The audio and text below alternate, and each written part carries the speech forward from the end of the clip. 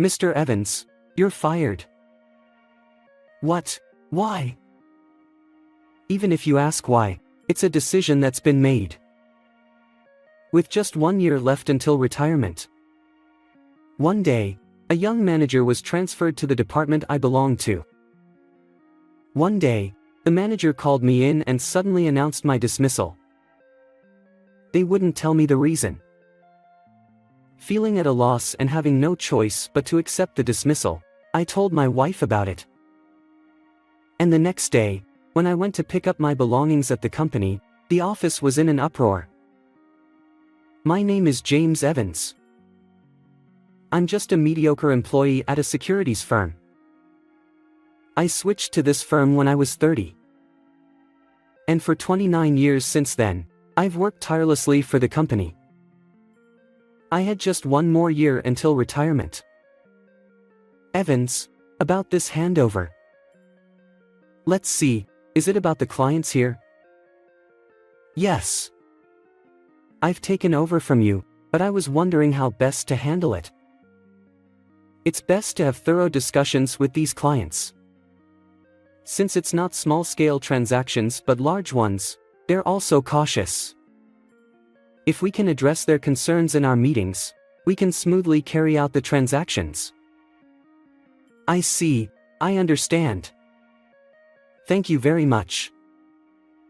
With retirement approaching, I was handing over my responsibilities to my subordinates. With just 1 year left, the system was in place for me to focus on internal work, and I was finally relieved to have completed a phase of work. One day, there was a person transferred to our department from a different city. When I saw the person escorted by the branch manager, it was a young employee. I thought, a new recruit transferred at this time. That's rare, and as the employee who had just been transferred was introduced by the branch manager. We have a new department manager transferred to our department this time. His name is Tom Green. Let's have him introduce himself. I have been transferred to this department and appointed as the manager. I'm Tom Green. I'm still young, but I'll do my best to lead everyone like my father, who leads this company. Everyone, I'm counting on you. Hearing the surname Green, I remembered the existence of the president's son. He was indeed the president's son. As the president's son, I understood that he had obtained the exceptional position of manager at the young age of 25. This document is hard to read. Who made this document?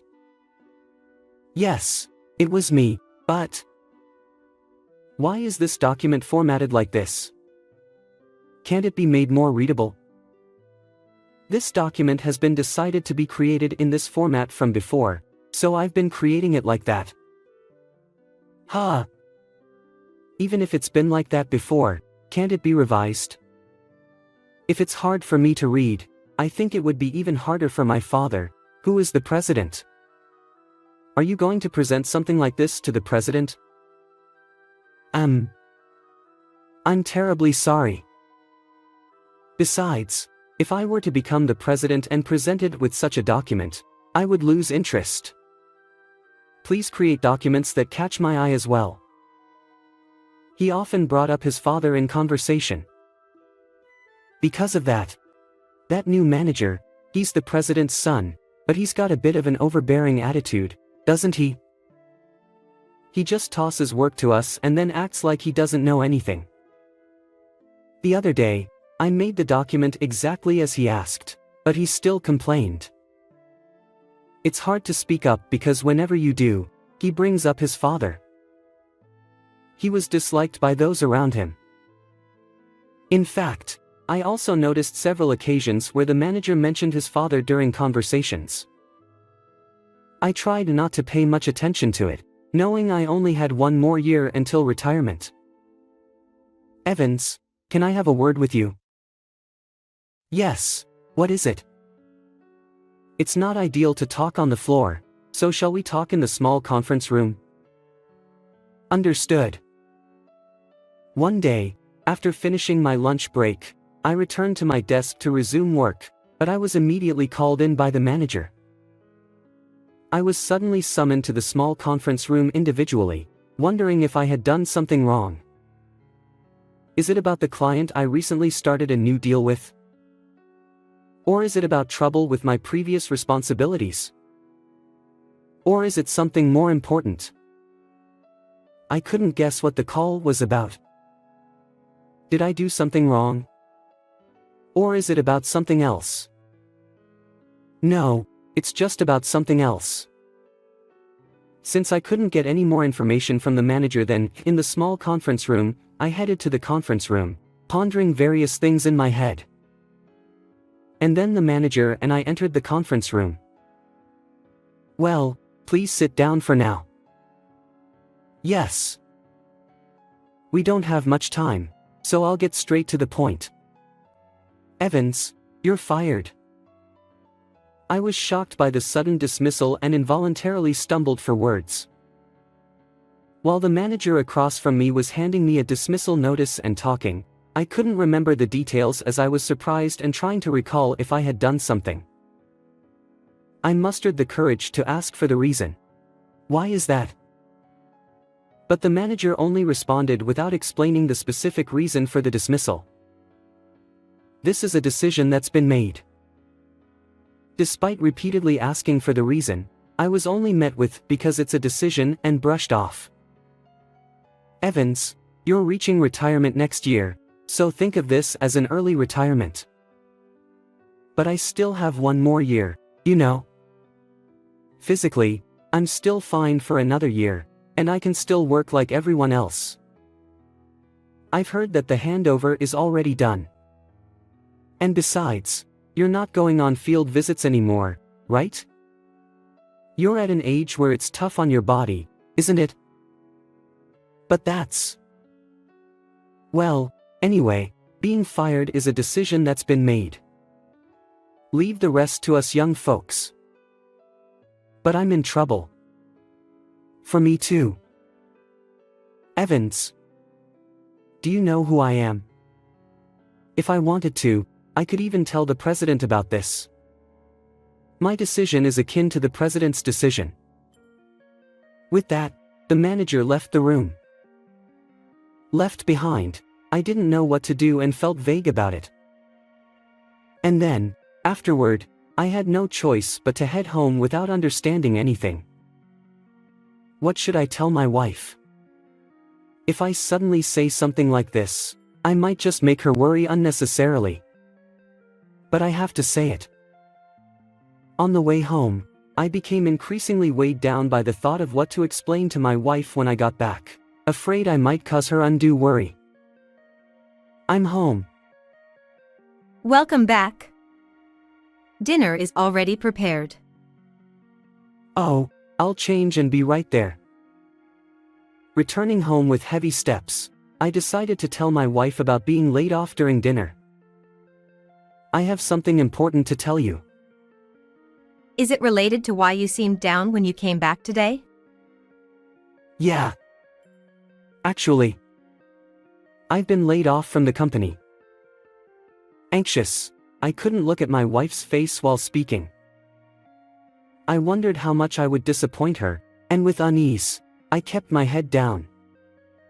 But to my surprise, her response was astonishing. I'm happy. You finally quit the company. Expecting my wife to worry, I was surprised by her joyful response, and I lifted my head. You've worked so hard until now, so let's take it easy from now on. Looking at my wife's smiling face, she seemed to be in a very cheerful mood. And my wife didn't blame me at all for being laid off.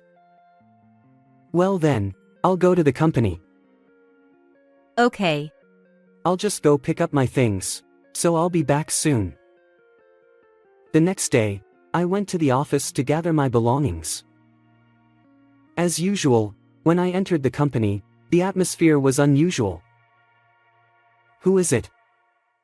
Whose doing is this? Why haven't we been informed? Boss, you have a phone call. Damn. Another call in this situation? Furthermore, when I headed to my floor, the manager was panicking and shouting. Was there something this morning? The manager seems flustered, but what's going on? Oh, I just heard about it, too. It seems like one after another, our major clients are canceling contracts. And we don't know the reason. When I asked my colleague about the reason for the commotion in the office, it seemed that today, the cancellation of major clients' contracts had occurred one after another. And so, each major client's account manager had been constantly contacting those clients, and the manager had been frustrated since morning without knowing the cause. By midday, the situation had not improved, but rather, the number of contracts terminated had increased compared to the morning, and the manager's face had turned pale. Despite the chaotic situation, I thought I still had to give my final greetings, but when I approached the manager, "Now's not the time for that. Can you leave it for later?" I was brushed off. While observing the situation, I greeted other employees. And even while giving those greetings, the manager's voice echoed throughout the floor. "Are you really making sure to contact them? If the cancellations continue like this, it will cause significant damage. You know that if something like that happens, it's the lower-ranking employees who will be fired first, right? But we've been making calls since this morning. And besides, then think of ways to apologize directly to the company. Absolutely useless. That's why you can't rise up the ranks and remain just regular employees. If you're an account manager, show more initiative in your work." I didn't mean to. What's this? Are you talking back? Then fix the situation before saying anything. His voice was filled with anger toward his subordinates, and the manager continued to berate them one after another.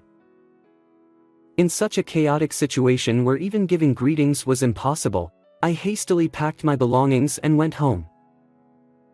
After all that happened, apparently, the cause is unknown. Well, I've already been fired, so I can't investigate the cause. After returning home, when I talked to my wife about what happened at the company, she smiled. Oh, about your company. Actually, our group company had many contracts with them. And she began to speak mischievously. You know, my job. I manage a number of restaurants, right? So, we had business dealings with the company you worked for. But we canceled all of them. Why would you do such a thing? Is it because I got laid off? Well, that's one factor, but to be honest, I never really liked the company you were at. The sales interactions were polite, but when visiting for meetings, the internal atmosphere didn't seem great. And the salespeople were only polite at first. That's surprising. So, I thought it was a good opportunity when I heard you got laid off. That's why I canceled everything. Actually, my wife is the chairperson of a major holdings company that owns numerous restaurants.